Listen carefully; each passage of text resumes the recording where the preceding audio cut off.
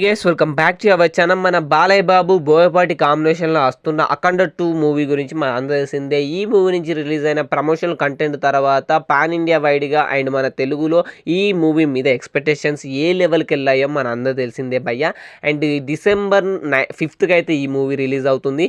And ఇంకే movie అయితే release కావట్లేదు అని చెప్పొచ్చు. నార్త్లో మాత్రం మన రణ్వీర్ సింగ్ మూవీ దురేందర్ అయితే రిలీజ్ అవుతుంది. అందులో చాలామంది స్టార్ కాస్ట్ అయితే ఉన్నారు. ఈ మూవీ నుంచి రిలీజ్ అయిన ట్రైలర్, టీజర్, సాంగ్స్ కూడా మంచిగానే బ్లాక్ బస్టర్ అయ్యాయని చెప్పచ్చు అక్కడ.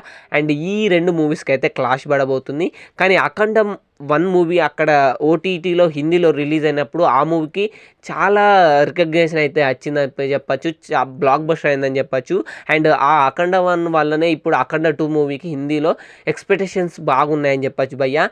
అండ్ చూడాలి బాలయ్య బాబు ఎలా డామినేట్ చేస్తాడో అక్కడ దురేందర్ మూవీని. అండ్ ఈ మూవీ పాన్ ఇండియా వైడ్గా రిలీజ్ అవుతుంది, కానీ దురేందర్ మూవీ ఓన్లీ హిందీలో రిలీజ్ అవుతుంది.